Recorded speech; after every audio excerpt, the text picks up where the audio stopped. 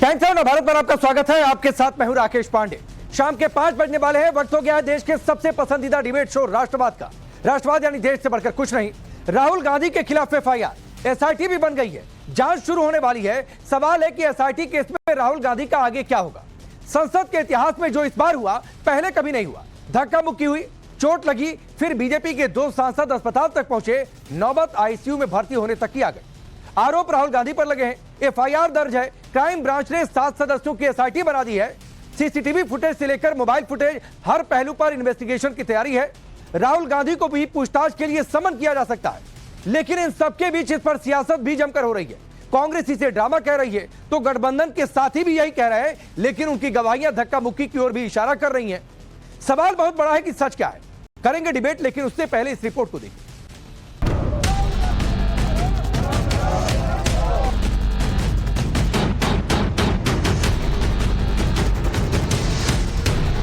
खून गिरेगा तो जांच नहीं होगी। जब पार्लियामेंट में हमला हुआ था तब भी खून गिरा था, तो उसकी जांच हुई नहीं हुई। मुझे बोलना नहीं चाहिए, लेकिन उन्होंने गुंडागर्दी का माहौल बनाने का काम किया। कहा गया कि बहुत खून बह गया। मैंने आज जाते हुए सोचा कि यार ये देखो, जो इतना खून बहा है कैसे साफ किया इन्होंने। एक फंबल हुआ तो पीछे स्टेज में लोग थे, डेफिनेटली वो गिरेंगे। संविधान के सम्मान और बाबा साहेब अंबेडकर के नाम पर शुरू हुई लड़ाई अब राहुल गांधी का क्या होगा, इस पर जाकर टिक गई है। संसद परिसर में प्रदर्शन और धक्का मुक्की के बीच बीजेपी के 2 सांसदों को गंभीर चोट आई। आईसीयू में भर्ती होने तक की नौबत आ गई। बीजेपी की शिकायत पर एफआईआर भी दर्ज है और अब इसकी जांच क्राइम ब्रांच के हवाले है। क्राइम ब्रांच ने 7 सदस्यों की टीम गठित की है। क्राइम ब्रांच की एसआईटी में 2 एसीपी, 2 इंस्पेक्टर, 3 सब इंस्पेक्टर होंगे। एसआईटी के अधिकारी सीधे डीसीपी को रिपोर्ट करेंगे। जांच में सीसीटीवी फुटेज, मौके पर मौजूद मोबाइल फुटेज, एमएलसी रिपोर्ट अहम मानी जा रही है। सूत्रों की माने तो क्राइम ब्रांच पार्लियामेंट एडमिनिस्ट्रेशन से सीसीटीवी फुटेज मांगेगी। राहुल गांधी को भी जांच के लिए नोटिस भेजा जा सकता है। एक और क्राइम ब्रांच ने राहुल गांधी पर दर्ज एफआईआर की जांच के लिए एसआईटी बना दी है, तो वहीं दूसरी ओर बयानबाजियों का सिलसिला जारी है।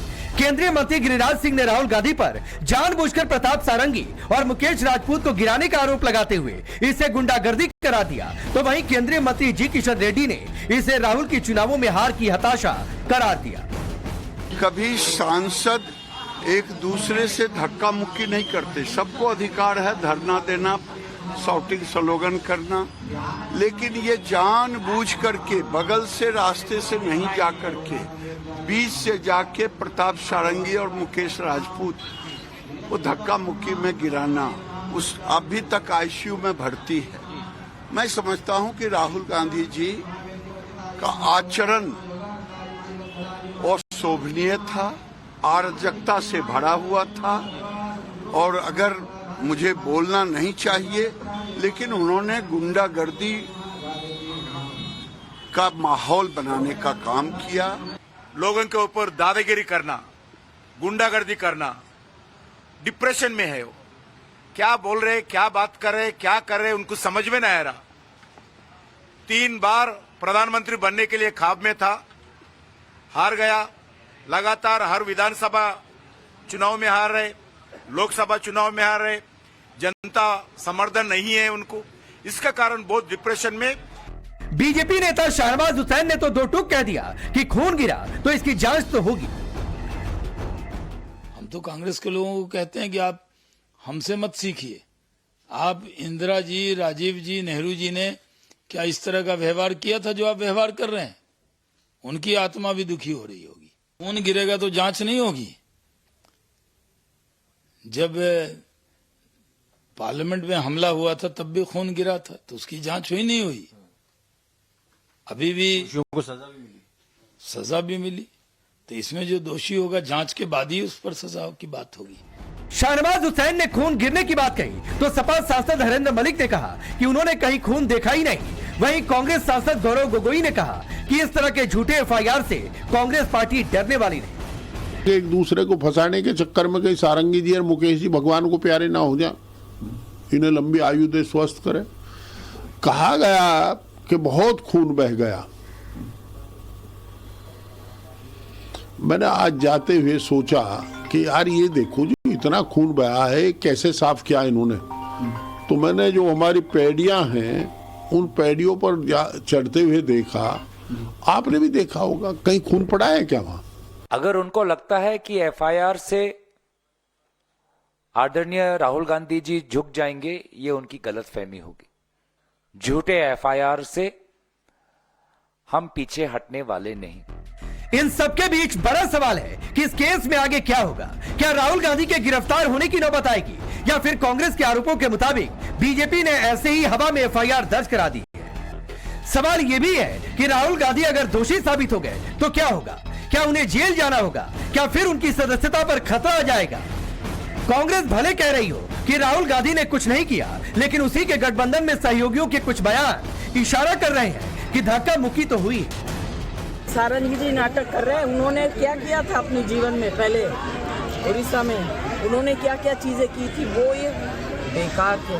हम लोग सब हाउस के अंदर जा रहे थे, जिस तरह से इन लोग खड़े हुए, जिस तरह से इन लोग हम लोग को अंदर नहीं जाने दे रहे। अगर आपको सीढ़ी से ऊपर चढ़ना है, सारी सीढ़ी में ऐसे मोटे मोटे लोग, अगर वो गिरेगा तो दूसरे को तो लगेगा ही। बेकार का ड्रामा है। देखिए, मैं आपको एक चीज बताऊं, ये दोनों राजपूत जी और सारंगी जी और जो नागालैंड की महिला है, इससे बढ़िया परफॉर्मेंस तो मैंने अपनी करियर में कभी नहीं। जया बच्चन तो साफ साफ कह रही हैं कि एक दूसरे पर लोग गिर रहे थे और गिरेंगे तो चोट लगेगी। तो ये तो साफ है कि प्रताप सारंगी धक्के की वजह से गिरे और उन्हें चोट भी उसी वजह से लगी।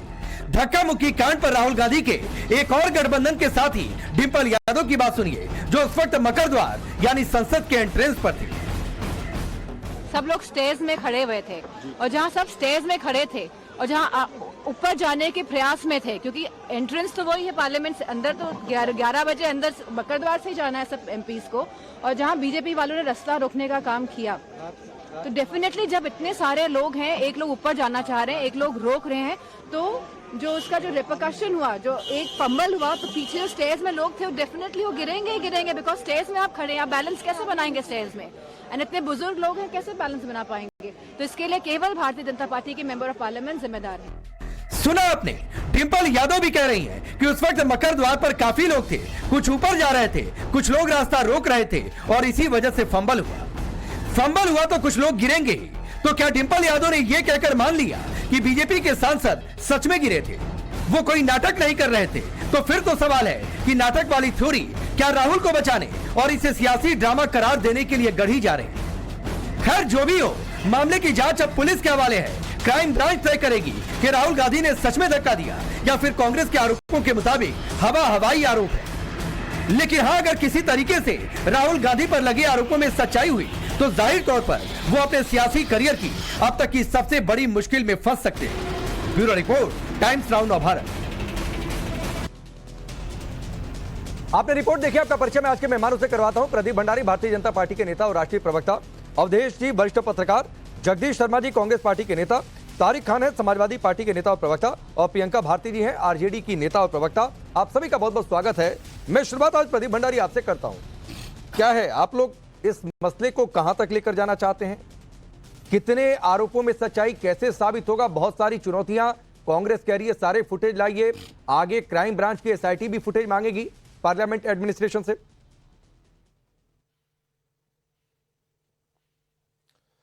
राकेश जी, हम कानून व्यवस्था में मानने वाली पार्टी है।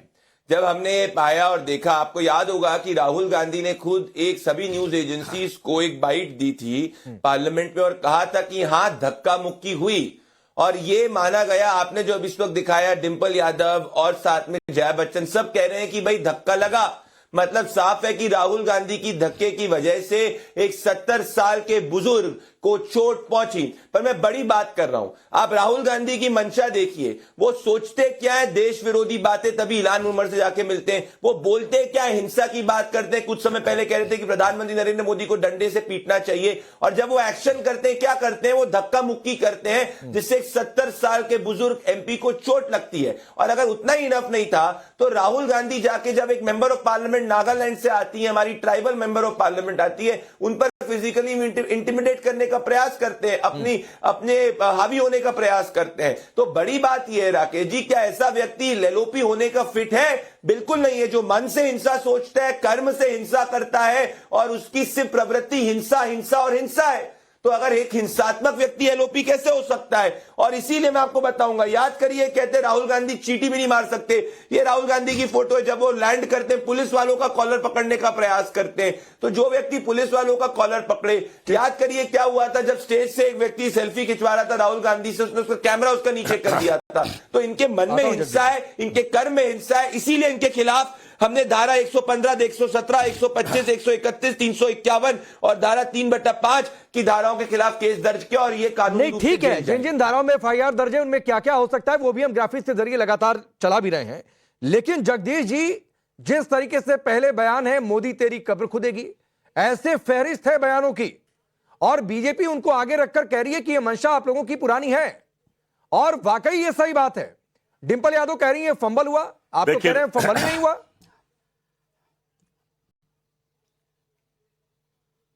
देखिए राकेश पांडे जी, राहुल गांधी शेर और गिद्दड़ का शिकार नहीं करता है। इन्होंने कमजोर से 70 साल के आदमी को आगे कर दिया। कहां गए इनके योद्धा विश्व गुरु? सामने वो उनको हटाते, पार्लियामेंट में घुसने से रोका जा रहा था, उनको हटा के खड़ा कर गए। एक भी फुटेज भारतीय जनता पार्टी किसी मीडिया के पास और कहीं भी नहीं है। अगर होती तो आपको पता ही क्या क्या खेल कर देते। तब तक मुझे तो डर है। मैं तो अपील करता हूं सुप्रीम कोर्ट से, वो एमपी साहब जो हॉस्पिटल में लेटे हैं उनको अपनी सुरक्षा में ले ले। इनका कुछ पता नहीं है। इन सबको पता, जो हॉस्पिटल में भेजते वापिस नहीं आते हैं, उनकी भगवान रक्षा करे। प्रार्थना करता हूं कहीं राहुल गांधी को फंसाने के लिए कोई झूठा उठा इंजेक्शन ना लगा दे। नहीं जगदीश जी, प्रदीप भंडारी आप बोलिएगा। नहीं जगदीश जी, आपने एक लाइन कही, सुनिए सर, सुनिए ना।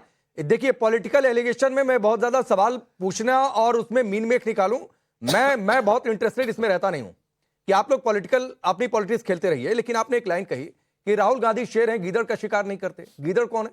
नाम लीजिए। बट गीदड़ तो देखिए, जो एमपी बेचारा 70 साल के कह रहे आगे कर गीदड़ है। अरे कहां गए अनुराग प्रताप सारंगी गीदड़ है। राहुल बताता कैसा आदमी है। मुकेश राजपूत गीदड़ है आपकी नजर में? भाई कमजोर आदमी था तो कह रहे 70 साल का, तो गीदड़ कह देंगे आप। सहानुभूति लूटना चाह रहे, तो गीदड़ कह देंगे आप जगदीश जी। क्या योद्धा कहां थे इनके? अरे आप गीदड़ कह देंगे, मैं वही तो पूछ रहा हूं आपसे। संविधान ने कहा है, संविधान। अरे मैं पूछ रहा हूं, आप राहुल गांधी को शेर कहिए, अपने नेता को शेर कहना चाहिए। बिल्कुल ऐसे में चले, मुझे इससे कोई गुरेज नहीं है। अरे भाई, लेकिन आप सामने वाले को गीदड़ कह देंगे तो ये ऐसे कमजोर प्रताप सारंगी और मुकेश राजपूत गीदड़ है आपकी नजर में? सहानुभूति आदमी क्यों लूटना चाह रहा है 70 साल के? अब जो सवाल पूछा है उसका जवाब नहीं देंगे जगदीश जी आप। सामने क्यों नहीं आए? प्रताप सारंगी, मुकेश राजपूत जो अस्पताल में है, आपकी नजर में, कांग्रेस पार्टी की नजर में गीदड़ है। आदमी तो कमजोर आदमी तो गीदड़ ही होता है। सामने खड़ा हो। अब आइए प्रदीप भंडारी, नहीं रुक जाइए, हो गया। कमजोर आदमी गीदड़ होता है, इसलिए सारंगी जी और मुकेश राजपूत गीदड़ है। ये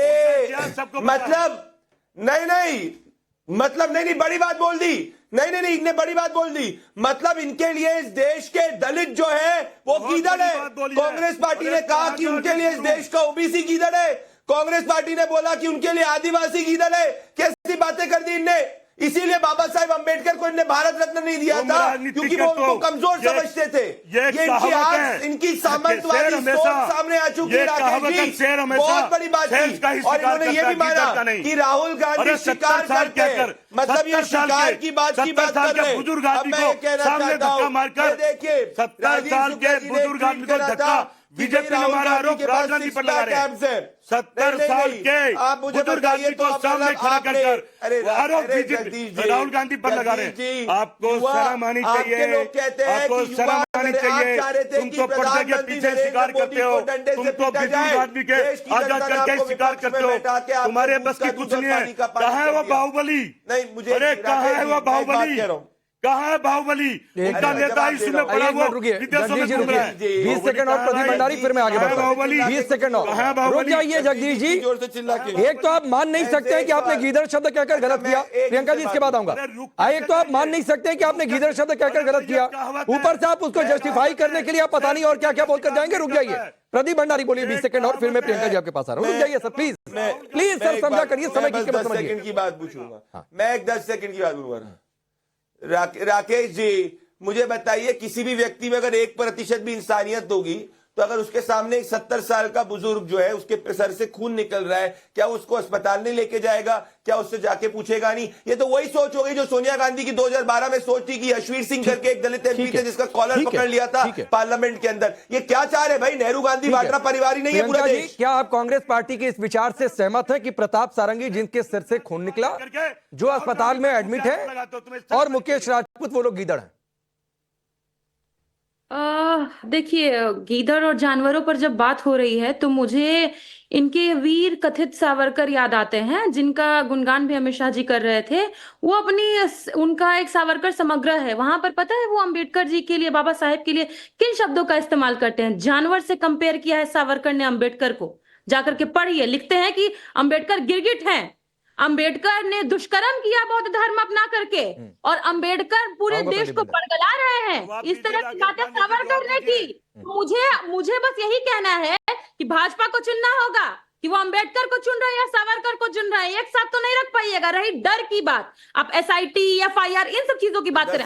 जवाब दे दूंगा। हम वर्तमान और भविष्य, सुनिए ना राकेश जी, हम आपको वर्तमान से इतिहास में लेकर के चलते हैं। इतिहास में इसलिए लेकर के जा रही हूँ क्योंकि जिस सावरकर का पैर धो धो करके पीते हैं ये लोग, जब उनको देश और खुद में चुनना था तो उन्होंने पेंशन को चुना। और मैं जिस पार्टी से आती हूँ ना, मेरे माननीय नेता लालू जी तो रिवॉल्यूशन का प्रोडक्ट है, क्रांति में प्रियंका जी एक छोटी सी बात, प्रदीप भंडारी जवाब देंगे, वो जवाब देना भी चाह रहे हैं। आपने चुनने की बात कही प्रियंका जी। हाँ नहीं, मैं आप ही के पास हूँ। हाँ नहीं, मैं आपको 10 नहीं 20 सेकंड दे रहा हूँ।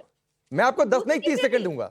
लालू जी हमारे, जो आप डर की बात कर रहे हैं, लालू जी हमारे वो नेता जो लाठी खा के पैदा हुआ, दूसरे नेता तेजस्वी जी दूसरी पीढ़ी, जिसको 13 साल के थे, इन लोगों ने फंसाया। और रही तीसरी पीढ़ी, सुनिए, तीसरी पीढ़ी गर्भ में थी। हमारे नेताजी की पत्नी की जब गर्भावस्था में थी, इन लोगों ने बच्चे तक को परेशान किया। नहीं ठीक है। अब प्रियंका जी एक छोटा सा सवाल है मैडम, उसका 30 सेकंड में जवाब दे दीजिए, और फिर उसके बाद प्रदीप भंडारी आपकी बात का जवाब देंगे। आपने कहा ना चुनने वाली बात, तो आपको भी चुनना था, और चुनना था सियासत में साथी जो बीजेपी से मुकाबला कर सके। आपने चुना कांग्रेस पार्टी को, उस कांग्रेस पार्टी ने जिसने इमरजेंसी लगाई, और जिस इमरजेंसी की वजह से लालू जी ने अपनी बेटी का नाम मीसा रख दिया।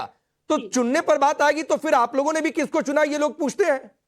जी बताती हूँ हमें किनको चुना हमने, क्योंकि आप सियासत की बात कर रहे हैं, आप अंबेडकर की बात कर रहे हैं, हमने अंबेडकर को चुना। और अंबेडकर हमारे लिए सियासत वही एक कार्टून एक बीजेपी की ओर से निर्मला सीतारमण ने पोस्ट किया था कि नेहरू जी की तस्वीर थी पीछे, अगर मैं ठीक हूं वो कार्टून था। प्रदीप भंडारी दिखा भी देंगे उनके पास होगा तो।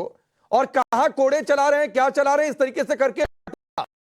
जी अब इसका मैं बस मेरा यही जवाब है, और साथ ही साथ सवाल है जो कार्टून दिखा रहे हैं, पूछिए इनसे, मानते हैं अंबेडकर गिरगिट हैं? पूछिए इनसे, बताइए ना भंडारी जी। चलिए भंडारी जी बताइए। कह रहे थे अंबेडकर गिरगिट है अंबेडकर। चलिए मैंने टॉस कर दिया। प्रियंका आप सुनिए, प्रियंका जी सुनिए, बोलिए प्रदीप भंडारी बोलिए, बताइए सावरकर को। अच्छा सुनिए, अब सुनिए, अब मेरा रिक्वेस्ट है इनसे, मेरी बात इनसे सुनेंगे तो अब शांत रहिएगा, और बीच में मत बोलना। जब मैं तथ्य बोलूंगा मुझे पता है बौखलाओगे। कैमरा पर्सन को मैं आपको चाहता हूं कि अगर आपकी पीसीआर कैमरा पर्सन को एक इंस्ट्रक्शन दे, क्योंकि मैं सत्य दिखाने वाला हूं। ये रहा अंबेडकर का, जी दिखाइए भाई, जूम इन करिए। बाबा साहिब अंबेडकर ने वीर सावरकर को लिख के कहा था, आप वीर सावरकर वंचितों के दर्द को समझते हैं। ये हिंदुस्तान ने आर्टिकल भी किया और हर मीडिया में रिपोर्टेड है। बाबा साहिब अंबेडकर ने वीर सावरकर की सोशल इक्वालिटी के लिए तारीफ करी थी। ये देखिए नंबर 1। तो प्रियंका जी झूठ की पराकाष्ठा है। अब मैं आपको ओरिजिनल राइटिंग भी दिखाऊंगा, पहले आप ये दिखाइए क्योंकि इनके झूठ को मुझे एक्सपोज करना होगा। गूगल करिए कोई भी अखबार के, उसमें आपको पता चलेगा। अब मैं आपको दिखाना चाहता हूँ ओरिजिनल राइटिंग, क्योंकि ये लोग क्या है ना झूठ के सुनिए, नहीं अब सुनिए, ये देखिए, अब इधर आइए, ये देखिए, ये रही original writing, original letter, original letter. झूठ फर्जी न्यूज मत फैलाइए, आप पे फेक न्यूज का केस कर देंगे, ठीक है।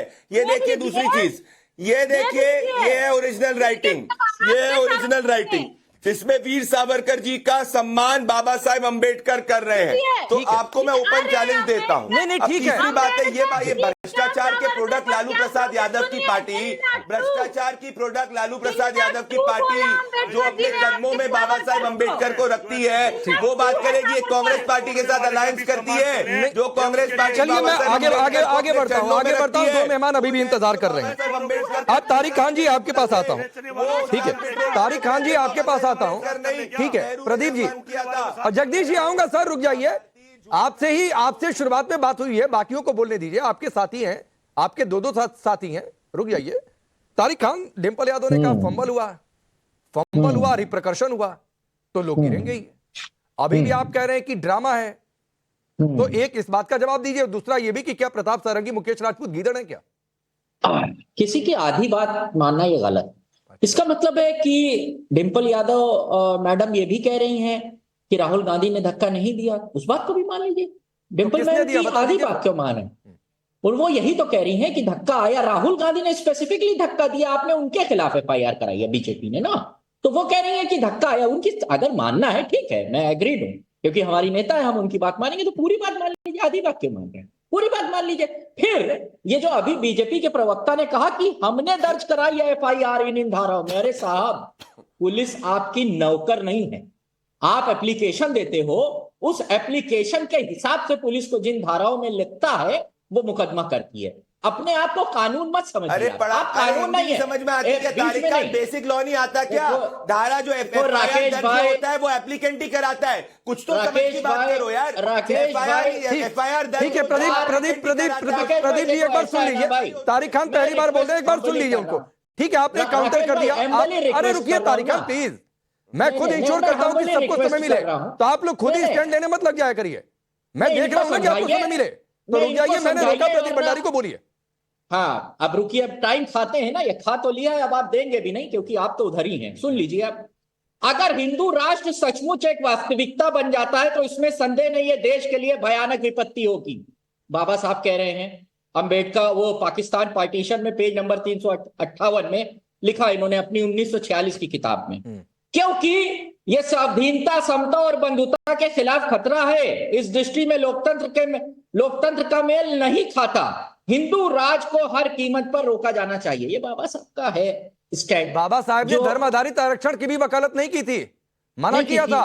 संविधान के मूल में है, आत्मा में है, लेकिन आपकी पार्टी के महासचिव कहते हैं संविधान को संशोधन कर दो, दे दो धर्म आधारित आरक्षण।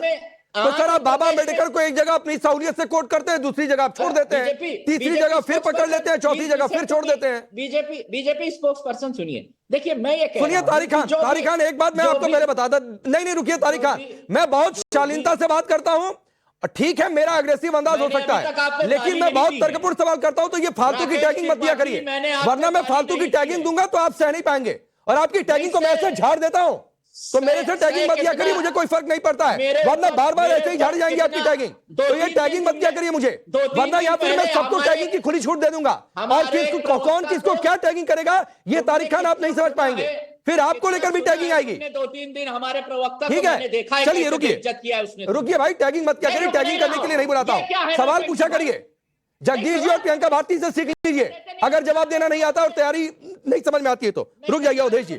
अवधेश जी सवाल सिर्फ इतना था जो जगदीश जी ने शुरुआत में कह दिया, SIT जांच करेगी, वीडियो देखेगी, क्या है सच्चाई क्या नहीं है, भविष्य के गर्भ में इंतजार करते हैं उसका, लेकिन गीदड़ हैं ये सवाल पूछ दिया गया तो तारिक खान अपनी ही बातों में पता नहीं कहां से कहां घुमा कर लेकर गए, जगदीश जी कहां से कहां घुमा कर लेकर गए।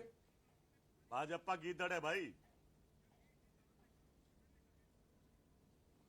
देखिए ये जो भाव है ना, समस्या यही है कि विपक्ष के अंदर ये जो भाव है ये समस्या का सबसे बड़ा कारण है कि राजनीति में अगर आपके अंदर इतना अहंग है, या तो अपनी ताकत का, अपनी सोच का, और आप मानते हैं कि सामने वाला असभ्य और गवार है, तो आप उसको सामान्य प्रतिस्पर्धी राजनीति में नहीं मानते हैं, और जब सामान्य प्रतिस्पर्धी नहीं मानते हैं, आप दुश्मन और शत्रु मानते हैं, तो फिर उसके प्रति कोई सहानुभूति नहीं होती, ऐसी ही भाषा निकलती है। वो भाषा उन्होंने सोच समझ के नहीं बोली हो, तो स्वाभाविक भाषा है जो मोदी जी के लिए बराबर निकलता रहा है। अब जैसे अभी देखिए ना, आप डिबेट कर रहे हैं, सावरकर में और अंबेडकर जी में इतने गहरे रिश्ते थे कि सावरकर जी उनको हमेशा सावरकर महाशय कहकर संबोधित करते थे, उनके कार्यक्रमों में आए, भाषण दिया और उनकी बात की प्रशंसा की, हालांकि यह भी कहा कि केवल इससे जो है अछूतों का उद्धार नहीं होगा।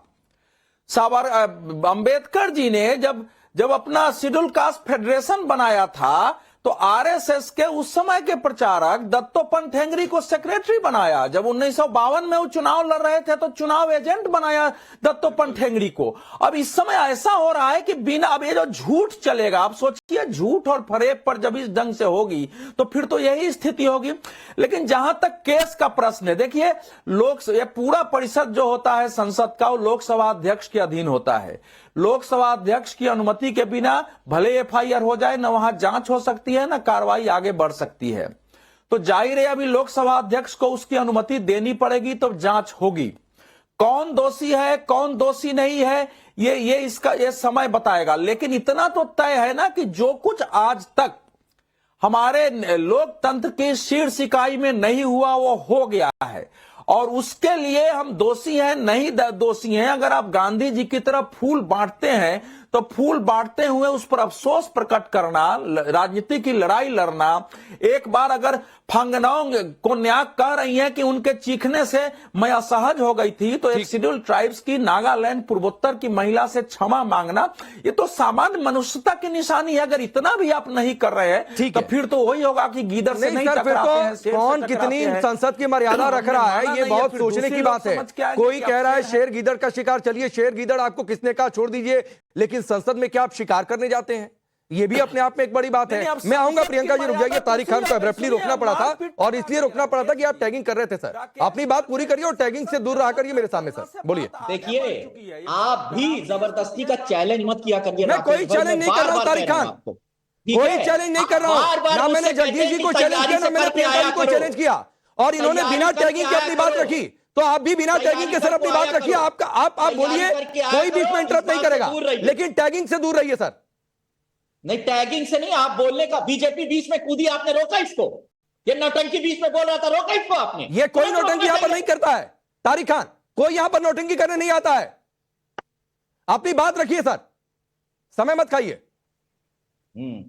सीधी सी बात है, मैं अपनी बात रखता हूं, बीच में इंटरप्ट मत करिएगा। कोई बीच में नहीं आएगा। नौटंकी अभी सिर्फ तारिक खान, नौटंकी आ गया, नौटंकी किसी की आवाज नहीं, सिर्फ तारिक खान की आवाज। बंदर, मैं कह रहा हूं सीधी सी तारिक खान एक मिनट रुकिए। Tariq Khan 10 second, Tariq Khan 10 second, 10 second, Tariq Khan 10 second, Tariq Khan 10 second, सबकी आवाज डाउन है। तारिक खान मैंने बोला ना कि ना तो आप टैगिंग करिए और ना किसी के लिए उलझुल शब्दों का इस्तेमाल करिए। ये जू नहीं है कि कोई आकर किसी को गीदड़ बोल दे, आप किसी को बंदर बोल दें। तो सर ये मत किया करिए। आपकी आवाज ऑन एयर है, सिर्फ तारिक खान की आवाज ऑन एयर है अगले 1 मिनट के लिए। अब मैं कह रहा हूं कि आपने तमाम किस्म के आरोप लगाए, कई बार संसद पे हमला हो चुका है। 2000 में हुआ, 2001 में हुआ, उसके बाद अभी 2023 में 2-3 लोग संसद के अंदर घुस गए। इसका मतलब यह है कि सीआईएसएफ के 3000 से ज्यादा जवान वहां पर हैं। कैमरा नहीं है, मगर साहब बड़े अफसोस की बात है, भारत दुनिया की तीसरी सबसे बड़ी अर्थव्यवस्था बनने जा रही है, और हमारे पास सीसीटीवी लोकसभा के अंदर नहीं है। और अगर है तो मैं चैलेंज देता हूं अमित मालवीय को, क्यों नहीं उसको जारी किया जा सकता है?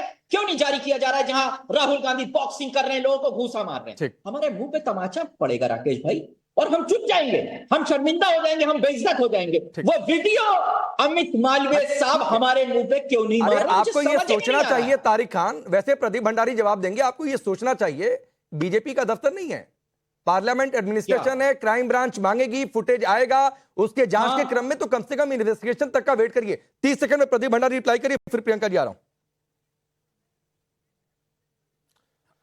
मैं राकेश जी आज आपकी दाद देना चाहता हूं कि तारिक खान जिनके शासन के अंदर 2 BHK के ये अपार्टमेंट्स दिया करते थे पत्रकारों को, आज ये भाषण देंगे कि सच्ची पत्रकारिता क्या होती है। और मैं तारिक खान को आपके शो पे पहले वार्न करना चाहता हूं, अगर कोई भी ऊटपटांग शब्दों का प्रयोग किया ना तारिक खान जी, तो ऐसी कानूनी कार्रवाई आपके ऊपर होगी ना, बार बार याद रखोगे और 100 बार माफी मांगोगे, जैसे अरविंद केजरीवाल माफी मांग रहा है। तो मुद्दे के ऊपर रहो, ज्यादा इधर उधर घूमने की प्रयास मत करना, समझे?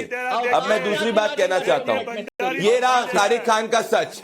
ये ईडी सीबीआई की धमकी दे रहा भंडारी। तारिक खान तमीज में बात करिए। तारिक अपना ये कोई जनाजे के अंदर नहीं है आप, ना ये अपने कोई मोहल्ले के अंदर है, बातें नहीं मत किया करिए भाई, मैं सबसे रिक्वेस्ट कर रहा हूं। ये एक सड़क छाप व्यक्ति की प्रदीप जी रोकता हूं सर, ब्रेक लेना होगा, लेकिन उससे पहले प्रियंका भारती 20 सेकंड आप कुछ कहना चाह रही थी, जल्दी से कहकर अपनी बात पूरी। जो एक कपोल कल्पना वाला एक इतिहास बनाते हैं और कह रहे थे कि अंबेडकर जी हमेशा इनके सावरकर जी का सम्मान किए हैं, तो सुनिए, इसके सम्मान के बदले में, अगर सम्मान दिया होगा, इस सम्मान के बदले में सावरकर क्या लिखते हैं अंबेडकर के लिए, मैं बस पढ़ रही हूँ एक लाइन। हिंदू धर्म का त्याग बिना अस्पृश्यता जाएगी नहीं। यह जो बड़बड़ अंबेडकर पूरे आजीवन करते आया है, उतना ही झूठा है, उतना ठीक है ही प्रियंका जी, मैं आपको रोकता हूं, ब्रेक लेना होगा। कौन कितना सच्चा, किसने अम्बेडकर का अपमान किया, किसने मर्यादा तोड़ी, राहुल गांधी ने धक्का दिया नहीं दिया, एसआईटी को तय करने दीजिए सर, लेकिन कम से कम बयानों में गंभीरता तो रखिए। आप सबका शुक्रिया।